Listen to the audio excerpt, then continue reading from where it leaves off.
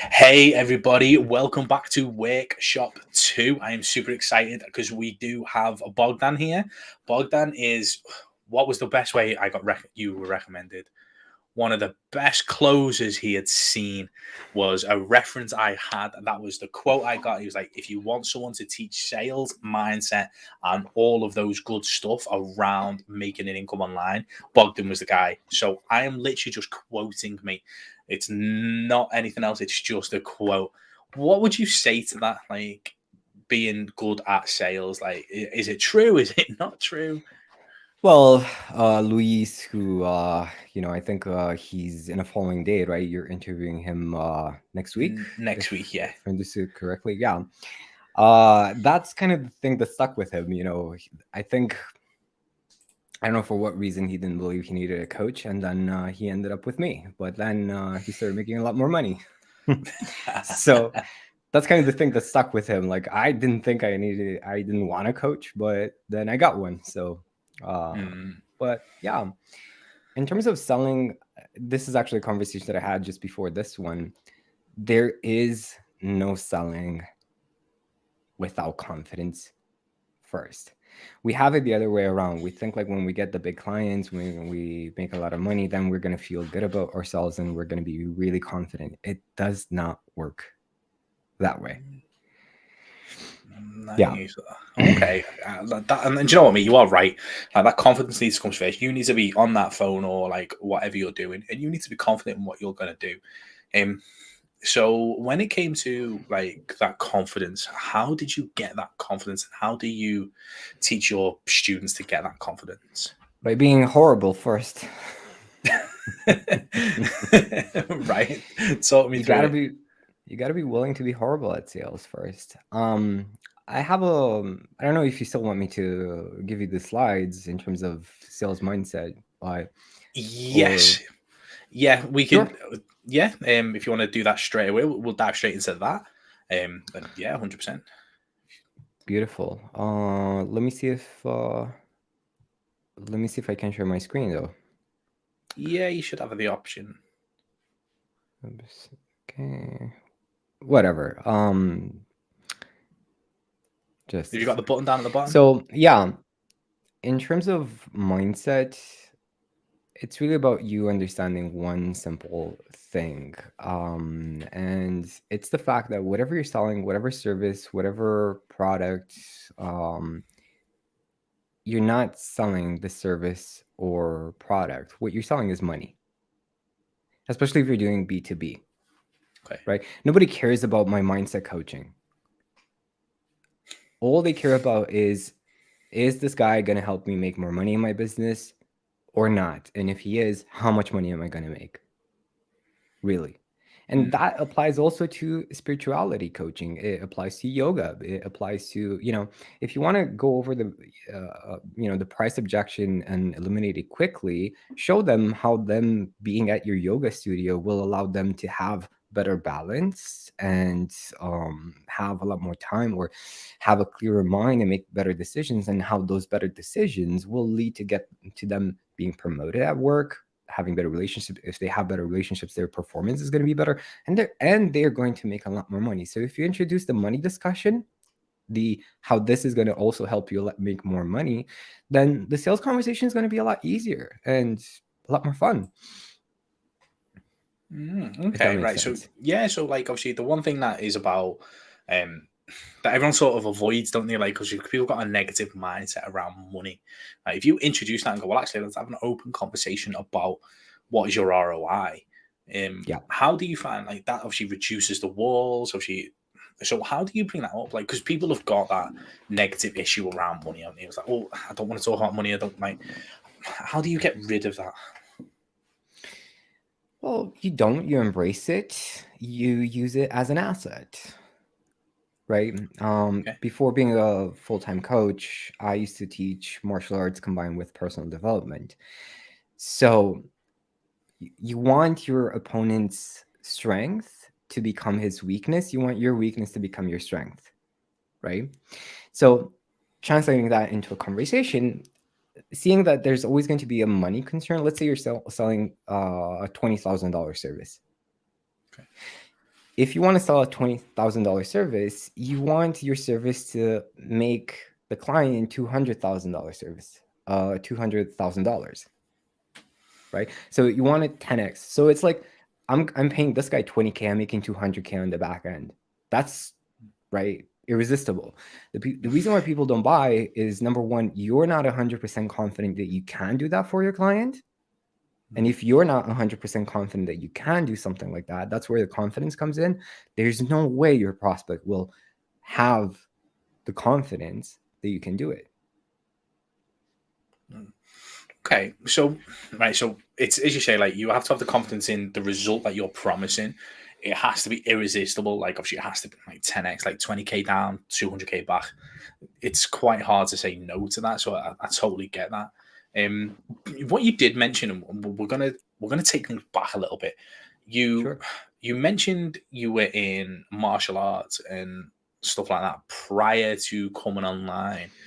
Talk me how that prepped you for what you do now. Well, the process of becoming good at something is very, very similar in anything you do. You have to suck at it first, right? And I mean, it's very weird because, as business owners, as coaches, consultants, we tend to feel like when something doesn't go right or we make a mistake, oh my God, it's like the end of the world. But martial arts, you learn by making mistakes, and you don't punish yourself emotionally or mentally for things not necessarily going your way in that training session or in that week. You're actually grateful it didn't go your way. You're grateful you got your ass kicked, because next time you will show up differently. So that, in terms of, and even despite having that background, I struggled a lot with that, with my self-worth as a coach. I felt like an imposter, like a fraud for the majority of my career, despite having clients, despite, even coaching clients who are a lot more successful than me. And there was always this voice in the back of my head saying, dude, you're just this broke coach. What are you doing telling people they're going to make more money with you? Right. So in terms, like, to answer your question, I had a frame of reference, let's say, of how I should feel in this process of development. Okay, so what you mentioned, obviously, imposter syndrome, which is absolutely huge in the industry, especially when you start out. Obviously, when people start affiliate marketing businesses or coaching and consulting or anything they do, and it's like, hey, buy my product because of X. Like, how do you get over imposter syndrome? Do you just keep sucking until you get better, or like, do you have a process for getting over imposter syndrome? There's two components to that, and what I like to call it is the warrior shaman mindset. Okay. Right? It's like the yin and yang. The yin feeds the yang feeds the yin, right? In the sense of making mistakes makes you better. That's kind of an explanation of yin feeding the yang. So most of us are in the warrior mindset of let's go, let's go, let's go, let's go predominantly. And that was me. And like, ignore my feelings, ignore how I feel, and just keep pushing, keep going. But then you need the shaman aspect of, let me heal, let me look inside, let me redefine reality, right? Did I not close this? Did I not get the client because I'm never gonna be successful? Because that's the first feeling you get, right? I'm never gonna figure this out. Or can I redefine that and say, hey, it's okay. It's all right. So that detachment from your self-worth attached to the sale, effectively. Is that Yes. the right sort of thought process? Yes. Like, okay. Yes. Wield the sword, but be willing to give a hug, right? In a sense of, yeah, give yourself a hug. It's not the end of the world, right? It's not because you're never going to figure this out. You just haven't developed a skill yet. It's okay, right? And for me, giving myself a lot more acknowledgement in terms of reminding myself of all of the things that I felt were impossible but I still made them happen despite, right, having a martial arts school. I thought it was going to be impossible, but I did it, right? And I'm sure everyone watching, you have so many wins behind you, and we forget about it, right? We feel like when we start as experts, we feel like complete beginners, but we're not. We've spent decades building these assets that we're not necessarily using. In my case, for example, I had like to go back to the imposter syndrome. I was this broke coach, and I wanted to work with people who could afford my services. And of course, people who could afford my services were a lot more successful than me. And I said, okay, people who have teams can definitely afford my services. So I ended up having clients with teams and helping them and make a difference in their business. But I still had this voice in the back of my head for years saying, what are you talking about? You're going to help people with teams. You don't have a team yourself. You're alone in the business. Until one day I woke up and I said, wait a second. I spent 6 years of my life teaching martial arts. To take somebody from zero martial arts skills to a high level, that takes extraordinary leadership skills. What am I talking about? Right? I led a team for 6 years. And then I woke up. Right? Sometimes we have some kind of heartbreak with our previous careers and we just don't want to touch that ever again. But I feel like it's a tremendous mistake, because it's not that you put your coach hat on and you're this beginner coach. No, we're both hats, right? Your history is your asset. I absolutely love that. And you know, it took, when I came online, it took me a long time to realize something similar. Like, one of my biggest assets was systems, was processes, was like making the job 10 times easier than it had to be. And I forgot that for a hell of a long time. Like, obviously, when I started, it was like, oh yeah, like, obviously I'll teach you how to make money, da da da. But it was actually like, I can actually teach you how to make your life 10 times fucking easier, like by systems, through processes. Obviously, as I've gone through the online world, obviously Zappy is now my best friend, as well as like other things. But like that, and that was when I was back in corporate. Like, the job obviously used to be like Monday to Friday, like 10 hours a day. And I actually got it through systems. I actually got the job down to 4 hours on a Monday. And that was Nice, it. man. I'd literally done the whole, Nice. I'd literally finished my week by 11 a.m. on a Monday. I was done. But unfortunately, I had to sit there and obviously show my face in the office for the rest of the time. So obviously, then I got a chance to build an online business while sitting in corporate. But yeah, that was one of my biggest things. Was like, how do you make life easier? And as you say, like, using your history to be a huge asset in your life. Like, and we were talking about this on the previous like podcast or the previous workshop, when it was, when Ben was saying like, people will come in and they'll start coaching, and it's like, oh well, I'll teach you how to do this or that or this. And it's like, what people tend to forget is like, yes, you have no testimonials as a coach right now, but you have plenty of life experience in the situation you're trying to help that person with. How would you Hell help yeah. them portray that in order to increase that confidence? Well, it's usually by having this exact conversation. I'll give you another example. Natalie, that you met in our virtual dinner party this week.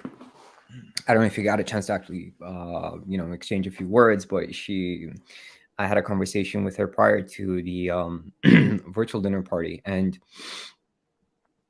she was trying to sell, kind of cybersecurity consulting, but taking into account the human element rather than just the systems, right, and IT for that. Okay. But she was selling to people who just, were kind of beginners in business. And I told her, this doesn't make sense. You told me that you built a few $1 million businesses. You've created a charity that's generating $500,000 every year. And now you're selling to these people who are just beginners. Like, what are we doing here? Right? I said, you speak high level entrepreneur. That's the language you speak, or you speak CEO, and you're talking to these beginners. Doesn't make sense. Speak to CEOs, speak to high level entrepreneurs, because you guys speak the same language, and tell them what you do, and then you're gonna make all the sales that you want. Why do you think she went? Obviously, using Natalie's example, why do you think she went straight to startup, like to the beginner guys? Like, was it a mindset thing? Was it a confidence thing, or was it a lack of confidence in closing? Like, what was going on there? You're exactly on point. Well, you know, you have this let's say you're super good, you're a super good pilot, driving this super fast car in warm climate. But now all of a sudden you have to drive, in the north where there's snow. Does it make you a less, qualified pilot? No, but it's wise to go slow first. So I think, you know, embracing the beginner identity in the beginning is super useful and essential. The thing is that we kind of forget to let go of it. We kind of get lost in it, because you cannot learn like completely new skills unless you allow yourself to be a beginner and know nothing, right? Hmm. It's like when the cup is full, there's nothing you can put into it. But then we fill up the cup, and then we still think it's empty. Hmm. Okay, so it was a case of like taking things because she was at this level, taking it back down to this level to learn, and then going back up. Was there Yes, a yes. resistance to go and play at CEO level? No, she was like whenever I shared this with people, it's like I wake them up from this deep sleep, and they're like, "Oh my god, you're so right, right?" And people get really, really fired up, just like I did when I realized, yeah, I am a leader. There's no point in me, having this inner conversation. Um,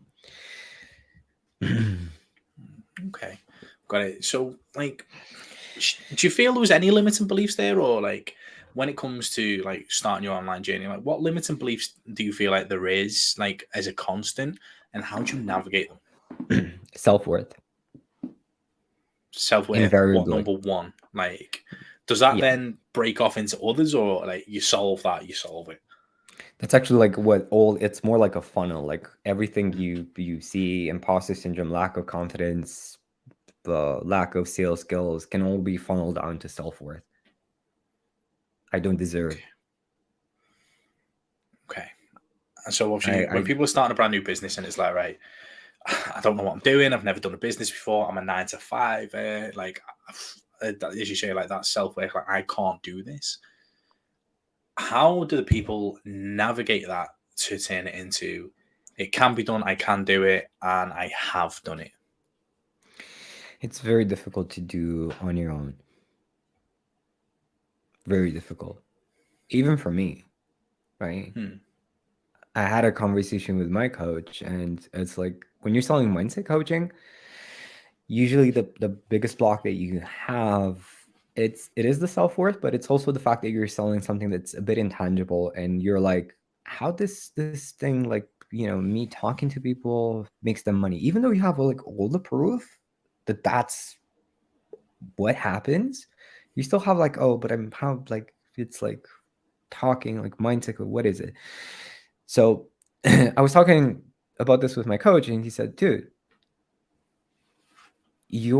everyone in the world needs your service. Everyone, without exception.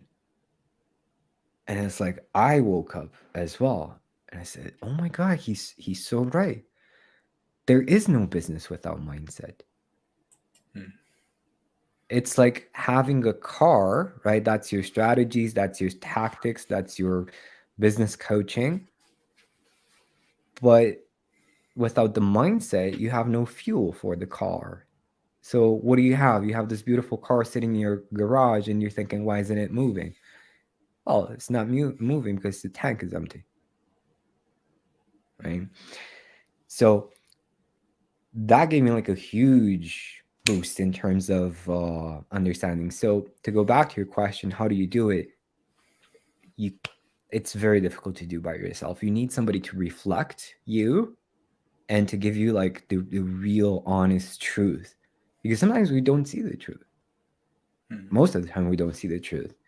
So yeah, I wasted years of my life just because I thought that I wanted to do this by myself, or I thought that I, couldn't get a coach, or didn't find the right coach, or, invested in business coaching.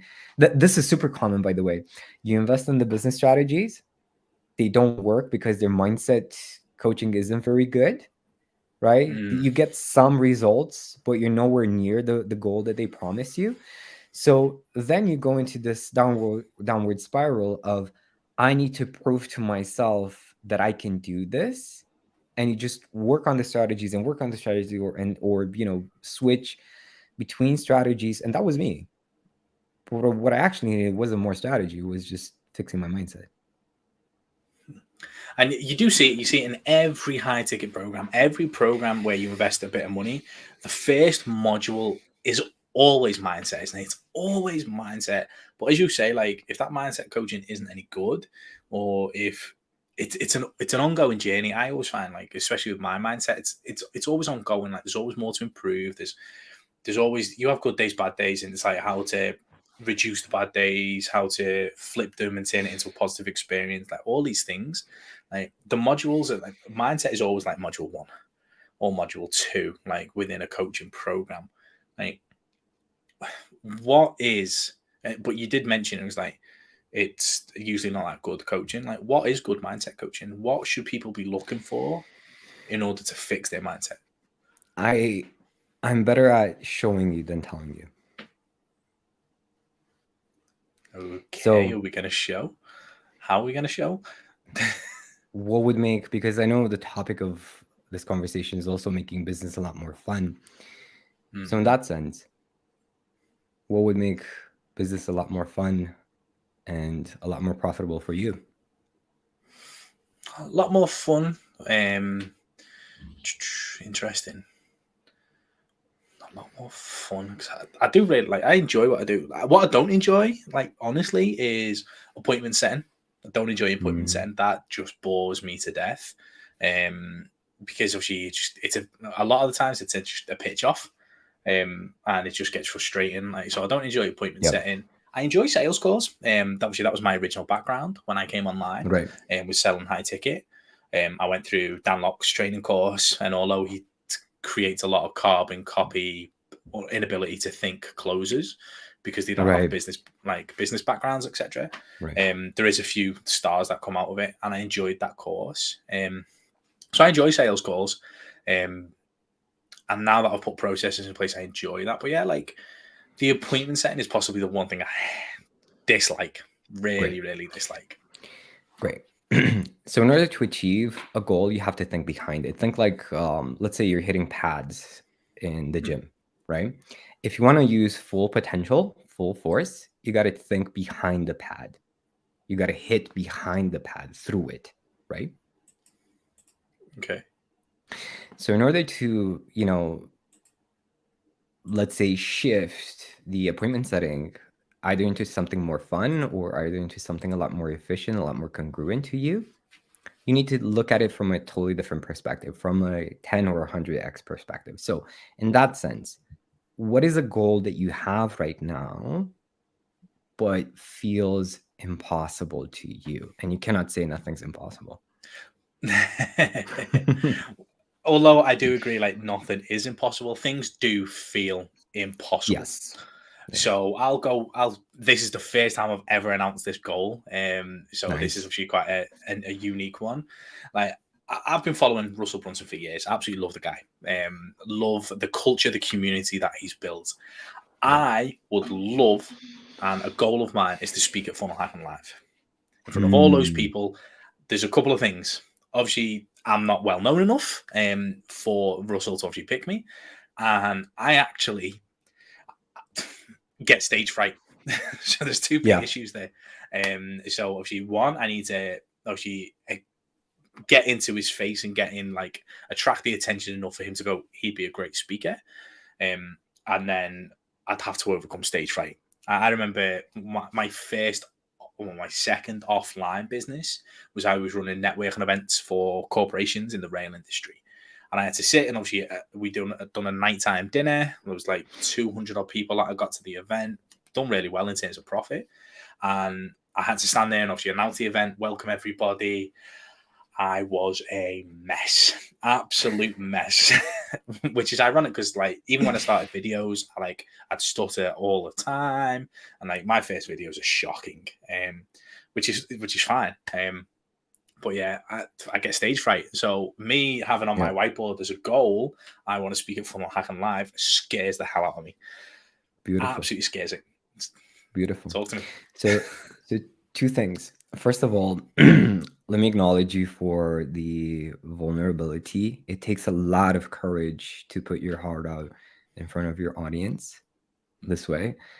And the second thing that I want to acknowledge you for is setting a goal that scares you. Right. Beautiful. And I want to ask, why is that important to you? Like, why do you want to do that? Why do I want to do that? I think because I've never gone to Funnel Hacking Live. Obviously, so I've never been. Just everything looks absolutely incredible. I'd love to be able to stand on that stage full of thousands of people in that audience, and obviously hit home about why it is actually so important to have an online business rather than a offline business or a job. Because if you think about it, if you go back into my story, like me as a child, like my dad was always working away. Always working away, always down in London, which is like 4 hours from us. He'd come back over the weekend, he'd be tired, then he'd be on a night shift. So we never really got to spend as much time as I'd like. So when actually I became a dad, it was like, I'm not doing that. And I mean, like, to the point of like, I wouldn't even travel an hour for work. They'd be like, go to Manchester, but no. I was like, I want to be home. I was like, and eventually it did cost me a job. But I was like, no, I'm not. I was like, I'm staying 30 minutes from my house so I can always be around my kids if needed. Yeah. And that is a huge thing. Like, a dad's impact in a life is huge. And I think obviously it's so undervalued but it's also out of a lot of people's control to start with, because people don't know and don't understand that you can actually do this. And I'm working from home, I drop my kids off at school, I pick my kids up, all that. I'd like to be able to impact more people, and I think that'd be a very good stage to do it. Beautiful. So is it surprising for you that you love systems so much? Is it a surprise? Considering your history with your father. Never looked at the systems being an output, but yeah, like saving time and getting your time back. My time is like so like even to the point of my mum messaged me before asking me a question. I went, listen, I was like, the rule for the next 4 Fridays is don't talk to me until after 3 p.m. unless someone's died. I was like, I've got too much to do. I've got a lot of my time is very precious for the next 4 weeks. And I'm quite like that with a lot of people. Like, don't call me unscheduled. Book the time, obviously plan it out, like all that type of thing. So yeah, the protection of time is a big asset for me. So yeah, it's actually not surprising that the fact that obviously my dad's time was always out the house, that I'm like, no, mine. Do you see the connection? Slightly, yeah. Good. Beautiful. From the outside, if I may give you an external perspective, I would feel like the most valuable thing that you can talk about to Russell's audience, which most of them are already entrepreneurs, right? So they don't need to necessarily be convinced on the importance of starting a business. I would say your biggest asset that you can share on stage would be exactly how well you protect your time, and also, very importantly, why. What's the history that led you to be who you are, right? Because most business owners, they don't yet value their time as much as you do. So let's imagine this version of you, this version of Brian. Are you wanted to jot something down? Can do, yeah. Got a pen. Hit me. No, I thought you wanted to write something down before. Oh, Let's imagine this version of Brian who conquered his stage fright and shared his magic on stage, on Russell Brunson's stage, right? And people are like, wow, this is so impactful. It's, this one insight is going to change my business forever. I just need to implement, right? So really, really feel that version of you, that version of Brian, right? Notice this energy kind of building up inside your body more and more and more, and let it be your body, that energy. And now, from this energy, from this perspective,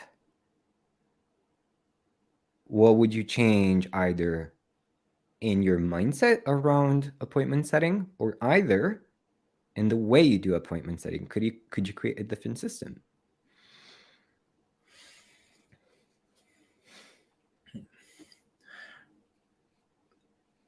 so for me, it would be actually virtually get rid of appointment setting, Okay. and make it all attraction based. Mm-hmm. Mm-hmm. Flood the attraction, flood the funnel through attraction marketing rather than hustle, like the appointment setting hamster wheel, because that's not time productive.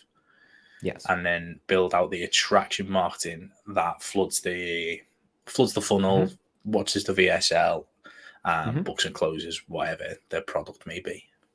Beautiful.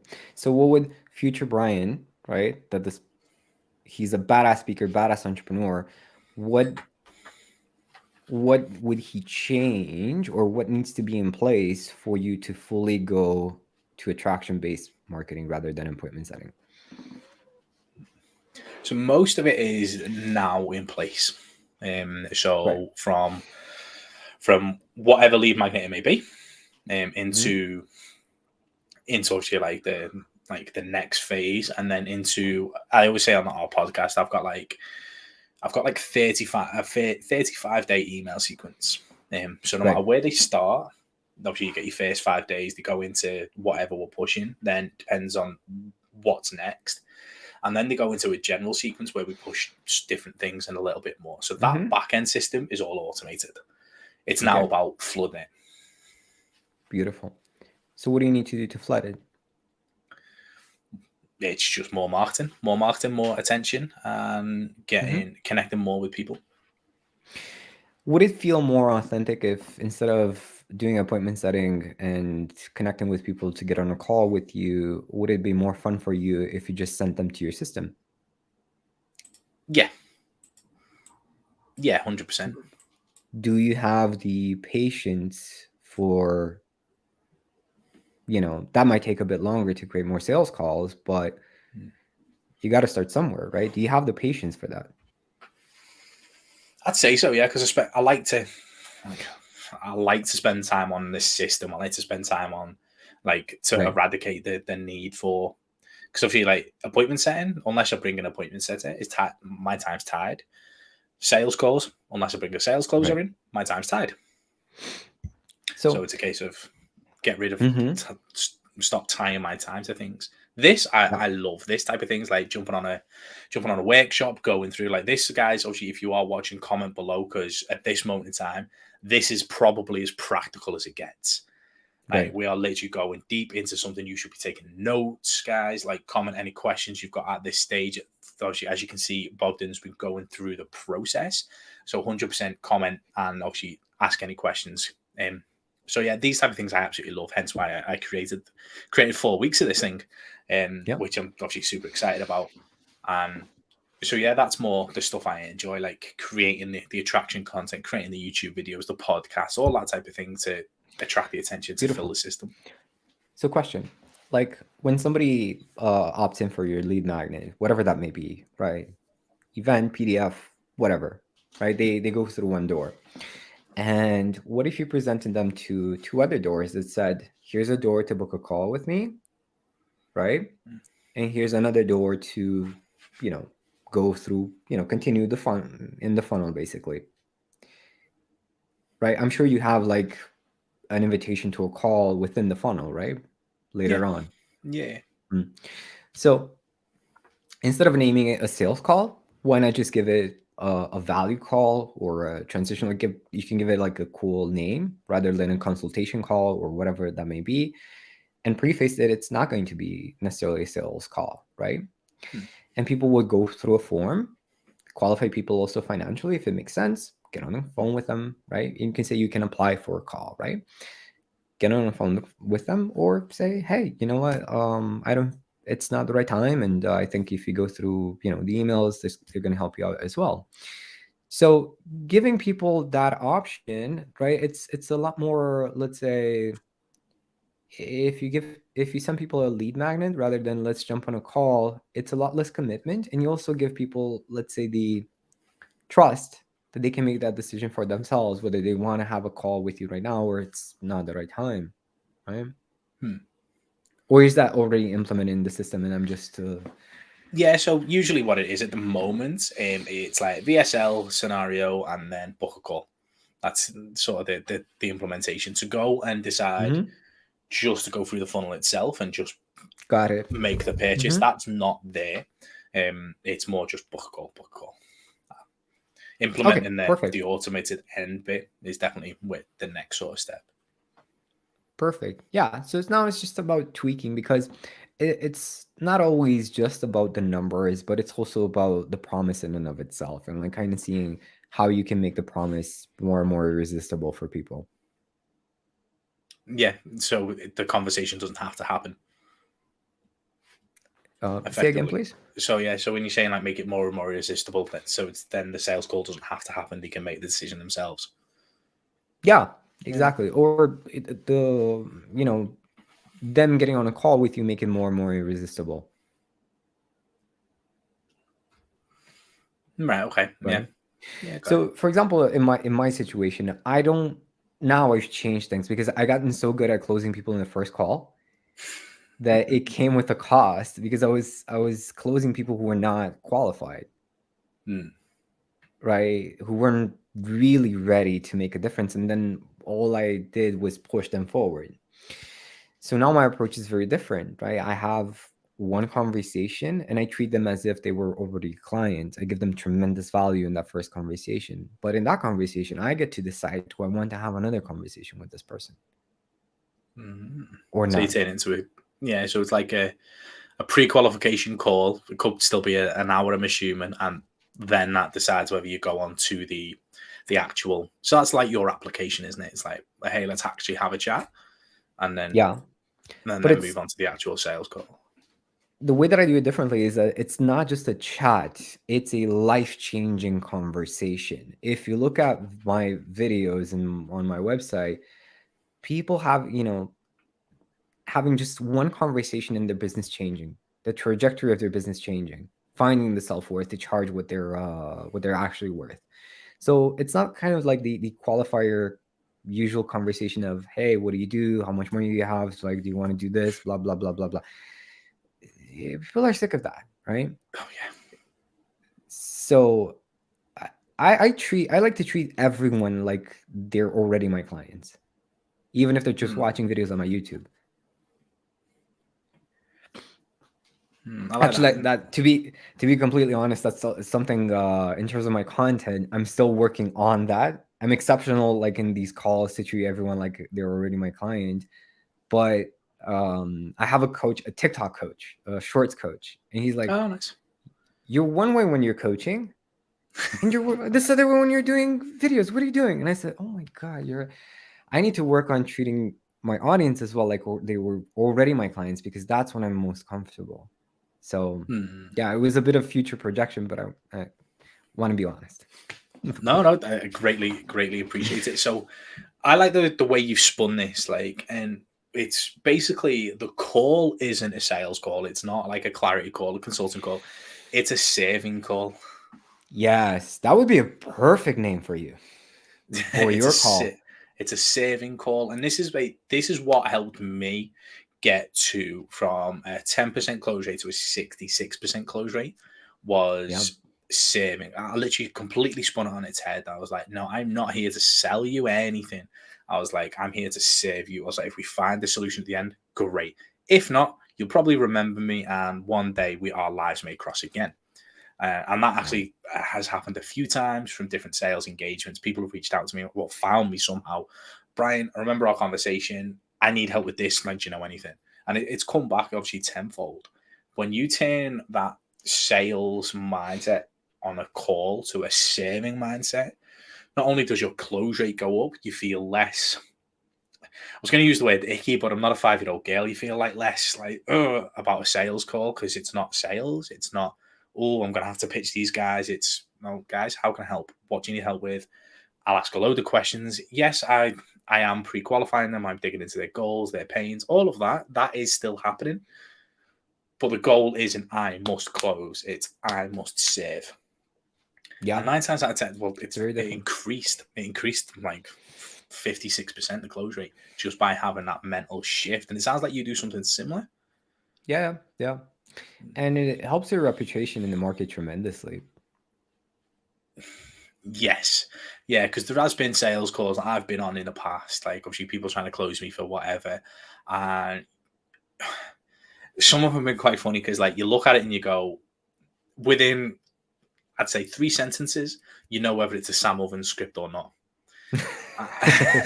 And then so I got to a point, especially because so many people were using that script, got to a point like I'd answer the question and then I'd ask the next question for them. All right, okay. Because it's not a conversation. I was like, so like I'd answer it and then I'd ask the next bit and they'd be like, I was like, yeah, I know exactly what script you're using. I was like, can we just have a conversation instead? And it's like, whoa. I was like, I'm not here to be sold. I was like, I'm here to listen and like let's have this proper conversation. And people know when you're being scripted. People know when you're only after the money. Yeah. It's so obvious. So question for you.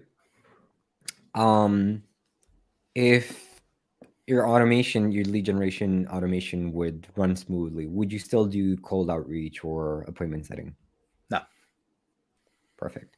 So when, like right now in front of your audience, when are you committing to completely let go of appointment setting?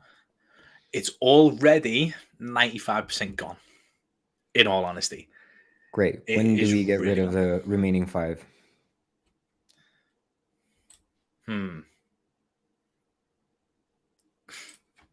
Today, it's not really needed. I don't enjoy it. It's not, well, like one of my biggest things is like you have to build your business around your lifestyle, not build your lifestyle around your business. And this is one thing, obviously, from going on different courses. Like, appointment setting, you have to like 100 conversations a day, and I'm like, I hate it. It's not enjoyable. It's not fun. I was like, no, thank you. So let's touch upon something that might be a lot more valuable to you in terms of stage fright. When in front of your audience, when are you committing to get back on stage? Well, I was going to say COVID's gone, so that does massively help. Ironically, I was actually looking at the likes of Toastmasters and stuff like that the other night to start helping, because I have no problem with speaking. I have no problem with coaching. Like I've been a coach. Like I was coaching before I was even a coach. Like for instance, I started coaching when I was 13 years old, and I started coaching football. And so it was a case of like the feeling you get when the kid does something in the, like on that pitch and they turn around, they smile like, oh my God, we've done that in training, it worked, and we scored. Like that has always been a part of my life. What would be the type of event that would terrify you the most right now in terms of getting on stage? A type of event. It would probably be something like that black tie dinner that I hosted. That would probably scare me the most. Because when it comes to having a chat about presentation, or like I can do that a lot more now, obviously, because I've got plenty of practice. It's just obviously putting 100, 200, 300 people in front of me. But when it comes to just a speech, that would scare me a hell of a lot more, because you've got nothing to reference to. Like there's no sort of distraction to take away from you. Just start all looking at me. So what's like the most uncomfortable thing about that? Do you know what? Ironically, it's the fear of the mistake that will come, because no speech is perfect. You will make a mistake in your speech, and that's, to me, I'm saying it's fine. But when you get out on stage, and the one thing I always remembered when people were telling me, like, right, you're going on this, like, you're going to do this speech, etc. It's like, they don't know the speech. They don't know whether it's right or wrong. They are just listening. And I think if you're trying to like reinforce that all the time and remembering that would be quite useful. Yeah. Yeah. I don't know how long we still have. About 5.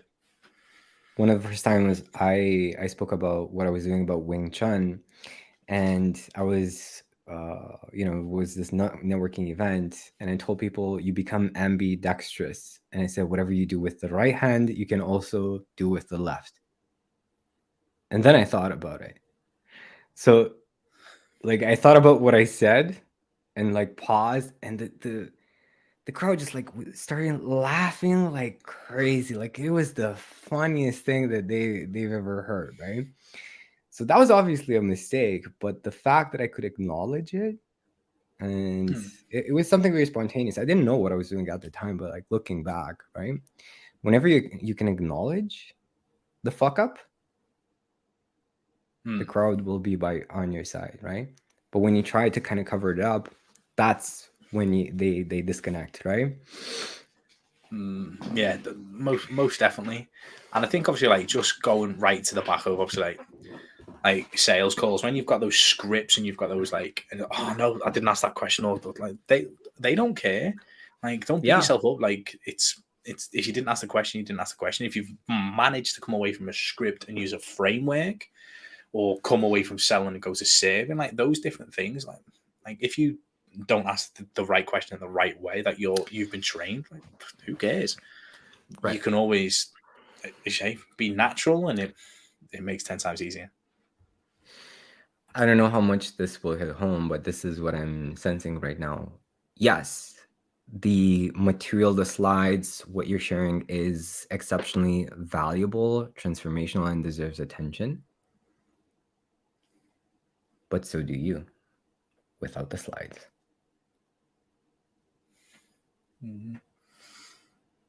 Yeah. That being said, whatever comes out of your mouth, your hands, your body in that moment is valuable, because you are valuable. No, I think you're absolutely correct. And the one thing I always used to say when I was helping people with sales calls, it was like, or coaching or anything, it was like, whatever you say is right. It was the right feeling. It was the right time. It was with all the information you had at that moment, that was what you felt was the right thing to say. So therefore it was right. Do not go back and question that. From all those visual cues, verbal cues, audio cues, that was the right thing to say at the right time. Yeah. And so that comes with experience.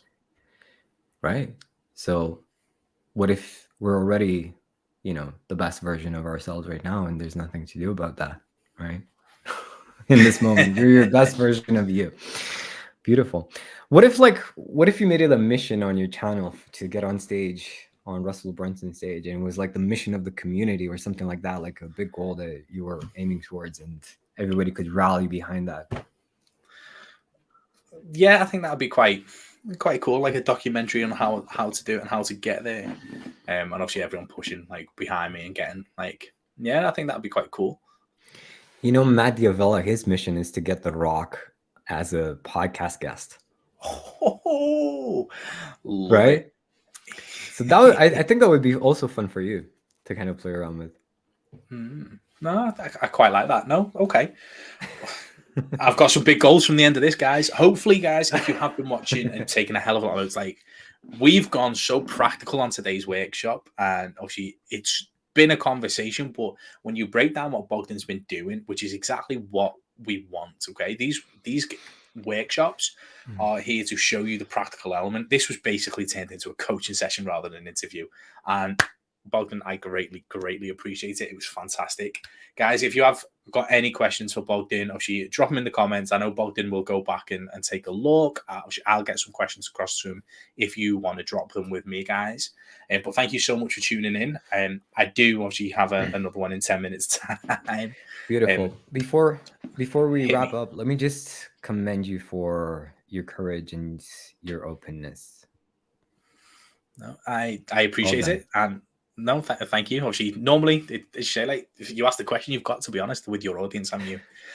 Now, before we do go, obviously, I attended, guys, being brutally honest, I attended a virtual dinner party on Tuesday. Unfortunately, I couldn't stay for the whole thing, but that's my problem. But what I did see from Bogdan and from his community was absolutely incredible. The platform there from the virtual dinner party was an opportunity for everyone to grow inside. Now, I have had cold messages saying, "Oh, do you want to attend?" Like, I don't know, something similar, and I was like, "Oh no, it just sounds very spammy." What Bogdan's Yeah. put together for his virtual dinner party, because it sounds like someone else has tried to copy it.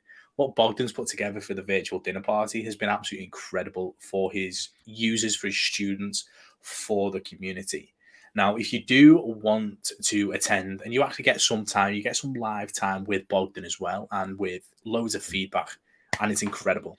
There is a link in the first in the YouTube description. It'll be the first link to go and register for these virtual dinner parties. Bogdan, do you have anything to say about the virtual dinner party? Yeah, it is literally the best place. Like I can quote what members are saying. They're saying that it's better than most masterminds that they've attended because you get to present a challenge that you're dealing with. You get feedback from other members who might be more advanced than you or might give you a different perspective that you haven't thought of.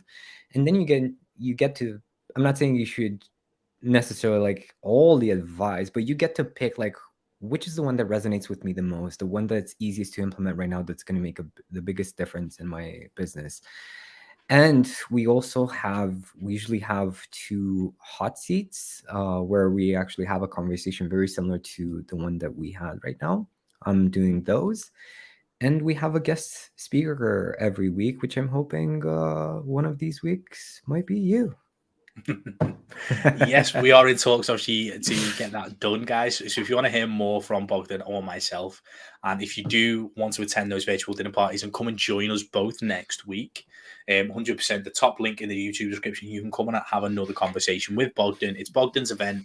It's a weekly event, and it's absolutely incredible. I really enjoyed my first week, and I can't wait to head back next week, guys. But for Beautiful. now, Bogdan, have you got any final thoughts? This was a lot of fun. Thank you for allowing me to share my magic with you and with your audience. Guys, I appreciate you. And I have absolutely no doubt that you're going to be a star speaker at Russell Brunson's events and you're going to crush it. Thank you so much for the last bit of confidence. Guys, hang around. Do not go anywhere. In 7 minutes, we have our next workshop. So 100% stick around. Go to the YouTube channel. Find the next link for Excel. And I will see you in 7 minutes' time. Adios. Bye, guys. Thank you.